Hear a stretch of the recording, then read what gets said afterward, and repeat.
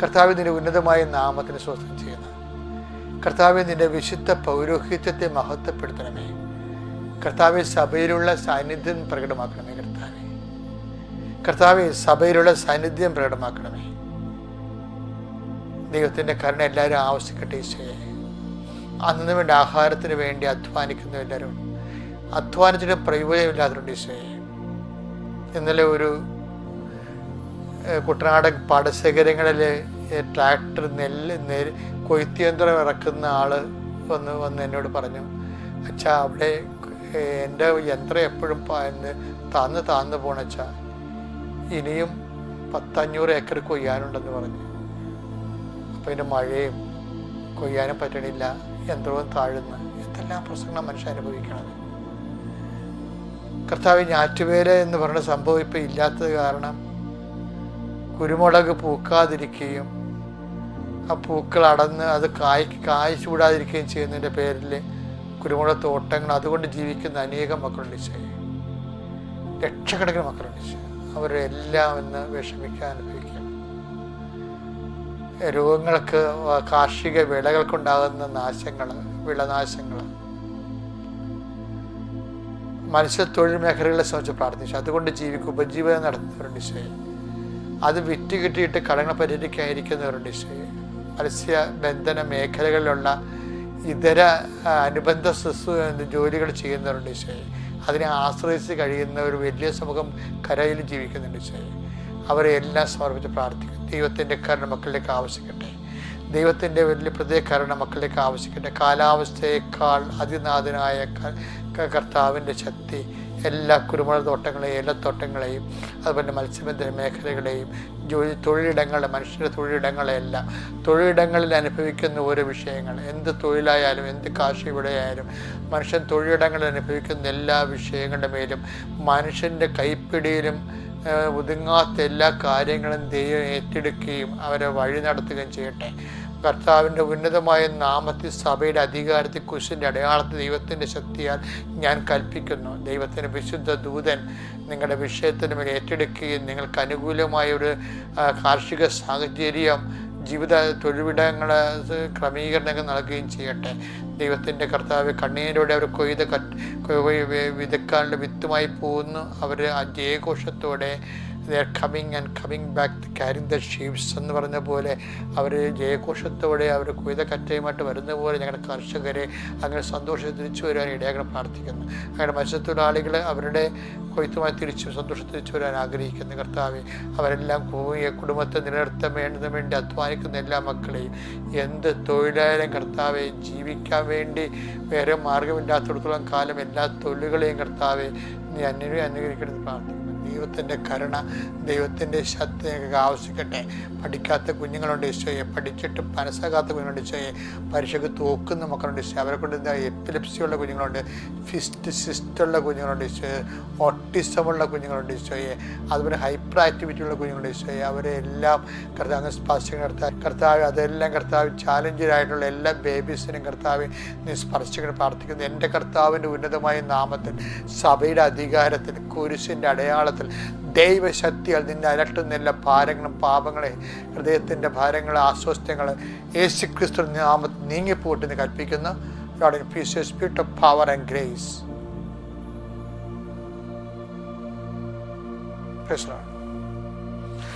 എൻ്റെ പ്രിയപ്പെട്ടവരെ, നമ്മൾ ഇന്ന് വായിക്കുന്ന വചനം നവംബർ മാസം 14-ാം തീയതി വ്യാഴാഴ്ച. അതായത് എപ്പോഴും നമ്മൾ ശ്രദ്ധിക്കേണ്ടത്, കർത്താവ്, ഞാൻ എപ്പോഴും നിങ്ങൾ പറയത്തില്ലേ, എന്നാ പറയണ, ഈ വചനം മാംസമാകുക എന്നുള്ളത് ഒരു അനുദിന ഒരു പ്രക്രിയയാണത്. വചനം എന്തിനുള്ളതാണെന്ന് വെച്ചാൽ ഞാൻ ഉടനെ പറയും മാംസമാകാനുള്ളതാണെന്ന് പറയും. എല്ലാ വചനത്തിൻ്റെ അകത്തും ക്രിസ്തുവുണ്ട്. എല്ലാ വചനത്തിലും ക്രിസ്തുവിൻ്റെ മനുഷ്യാവതാരം നമ്മുടെ ജീവിതത്തിൽ സംഭവിക്കുന്നുണ്ട്. അങ്ങനെ ഒരു വചനം നമുക്ക് വായിക്കാം. ലൂക്കായുടെ സുവിശേഷം 10-ാം അധ്യായം 35-ാം വാക്യം. ലൂക്ക 10:35. അടുത്ത ദിവസം അവൻ സത്രം സൂക്ഷിപ്പുകാരന്റെ കയ്യിൽ 2 ദനാറ കൊടുത്തിട്ട് പറഞ്ഞു, ഇവന്റെ കാര്യം നോക്കിക്കൊള്ളണം. ഇവന്റെ കാര്യം നോക്കിക്കൊള്ളണം. കൂടുതലായി എന്തെങ്കിലും ചെലവാകുന്നെങ്കിൽ ഞാൻ തിരിച്ചു വരുമ്പോൾ തന്നുകൊള്ളാം. ഞാൻ തിരിച്ചു വരുമ്പോൾ തരാം. ഇത് എപ്പോഴാണ് സംഭവം എന്നറിയാമോ? ഈ കഥ നമുക്ക് മനസ്സിലായില്ല. നല്ല സമരക്കാരൻ്റെ കഥയാണ്. നല്ല സമരക്കാരൻ്റെ ആ കഥയിൽ ഈ ഒരാള് മുറിവേറ്റ് കിടക്കുമല്ലോ. ജെറുസലേമിൽ നിന്ന് ജെറിക്കോയിലേക്ക് പോയൊരു മനുഷ്യനെ കള്ളന്മാർ ആക്രമിച്ചിട്ട് മതപ്രായനാക്കത്തില്ലേ? അയാൾ അവസാനം ഒരു സമരക്കാരൻ വന്ന് സ്വന്തം കഴുതയുടെ പുറത്ത് കൊണ്ടുപോയി സത്തത്തിൽ കൊണ്ടുപോയി ആക്കും. അപ്പം അതൊക്കെ വലിയ ത്യാഗപ്രവൃത്തിയാണ്. എന്നിട്ട് ആക്കിയതിന് ശേഷം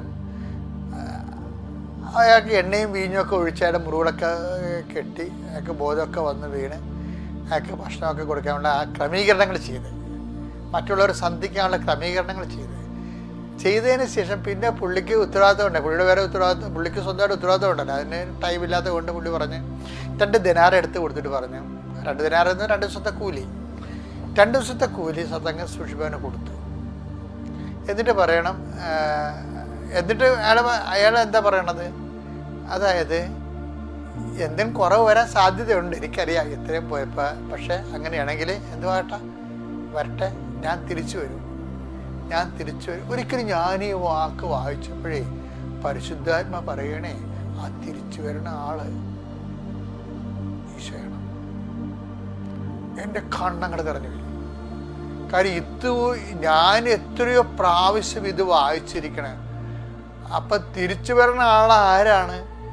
നമുക്കറിയാമല്ലോ, ഈ മത്തായിയുടെ സുവിശേഷമൊക്കെ അവസാനിക്കാൻ നേരത്താണ് ഈശോയുടെ തിരിച്ചുവരനെ കുറിച്ച് പറയണത്.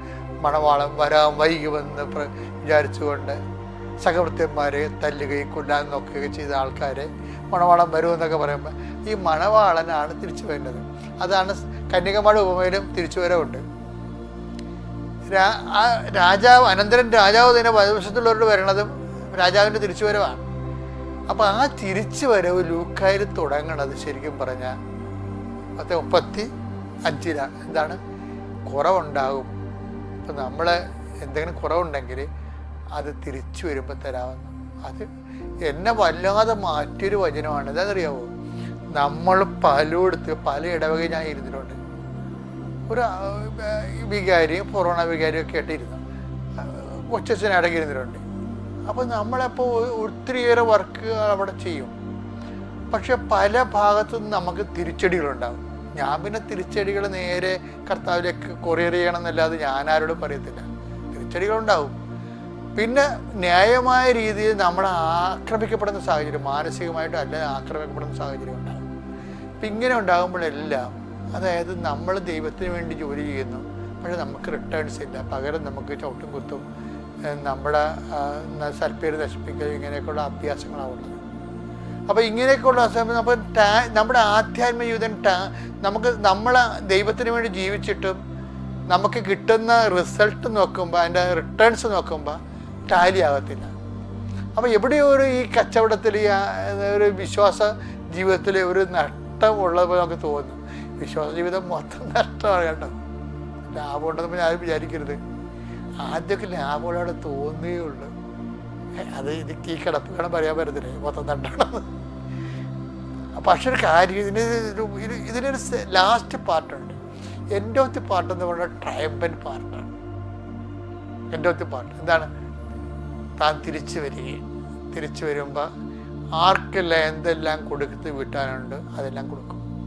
അതുകൊണ്ട് എന്തെങ്കിലും ഒരു പ്രവൃത്തി നീ കുടുംബത്തിൽ ചെയ്ത്, സഹോദരങ്ങൾക്ക് വേണ്ടി ചെയ്ത്, ചെറിയ പറയത്തില്ല, എൻ്റെ അച്ഛ, എൻ്റെ അമ്മ, ഞാൻ എൻ്റെ സഹോദരങ്ങൾക്ക് വേണ്ടി ചെയ്തതൊന്നും എഴുതിക്കൂട്ടിയിട്ടൊന്നും വെച്ചിട്ടൊന്നുമില്ല.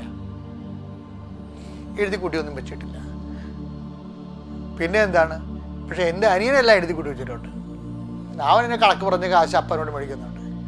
ഞാനങ്ങ്, നമ്മുടെ വീടല്ലേ, ആരുടെ കണക്ക് പറയാനാണ്? അപ്പൻ്റെ അടുത്ത് കണക്ക് പറയാനാണ്. അപ്പം ഞാനൊന്നും ഇല്ല. പക്ഷെ ഇപ്പം എൻ്റെ ഒന്നും ഇല്ല. പെങ്ങളെ കെട്ടിച്ചപ്പോഴും ഞാൻ തന്നെയാണ് അവളെ വീട്ടിൽ വന്ന് നിന്നപ്പോഴും എൻ്റെ ഭാര്യയുടെ സ്വർണ്ണമാണ് ഊരി കൊടുത്തിട്ട് അവളെ പറഞ്ഞു വിട്ടത്.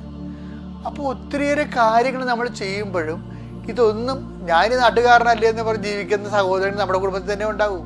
അപ്പോൾ നമ്മൾക്ക് ദൈവം ഇതൊന്നും കാണുന്നില്ലേ? ദൈവം ഇതൊന്നും കാണുന്നില്ല എന്ന് നിൻ്റെ ജീവിതത്തിൽ ഒരു പ്രാവശ്യം നീ ചോദിച്ചിട്ടില്ലേ? അതിൻ്റെ മറുപടിയാണിത്. എന്താണ്? ഒരു തിരിച്ചു വരവുണ്ടെന്ന്. ഞാനിത് കാത്താണ് ജീവിക്കണേ. തിരിച്ചു വരുമ്പോൾ എല്ലാം ടാലിയാക്കും. കർത്താവിന് അതുകൊണ്ടാണ് എപ്പോഴും പറയുന്നത്, ഈ ശിശുവിനെ എൻ്റെ നാമത്തിൽ സ്വീകരിച്ചാൽ എന്നെ സ്വീകരിക്കണം എന്ന് പറയണേ. നീ ദൈവത്തിൻ്റെ നാമത്തിൽ ചെയ്തോ? നിനക്ക് ഇന്ന് വരെ ഉണ്ടായിട്ടുള്ള ദൈവം ഇതൊന്നും കാണുന്നില്ലെന്ന് ചോദിക്കുന്ന ആ ചോദ്യത്തിൻ്റെ പിന്നെ നീ അനുഭവിക്കുന്ന വിഷമതകൾ കർത്താവിൻ്റെ അക്കൗണ്ടിലേക്ക് മാറ്റുക. അവനൊരു വരവുണ്ടെന്ന് ഓർത്തേക്കണം, തിരിച്ചു വരവ്. ഞാൻ മാതാവിനെ നേരിട്ട് കണ്ടിട്ടുള്ള വൈദികനാണ് ഇത് പറയണമെന്ന് ഓർക്കണം. ദൈവം പറഞ്ഞിരിക്കണ എല്ലാം കറക്റ്റായ കാര്യങ്ങളാണ്. അവൻ തിരിച്ചു വരും. നിത്യതയിൽ ഇതിനെ കുടിശ്ശിക തീർത്തിരിക്കും. ഇതിനെ ഇരട്ടി അത് 6:36 വെച്ചുകൊണ്ട് അമർത്തി കുടിക്ക് നിറച്ചളന്ന് അവൻ നിൻ്റെ മടിയിലോട്ട് ചൊരിയുന്ന കൃപയെക്കുറിച്ച് പറഞ്ഞുകൊണ്ട് പറയണത് ലൂക്കയാണെന്ന് ഓർക്കണം. Praise the Lord.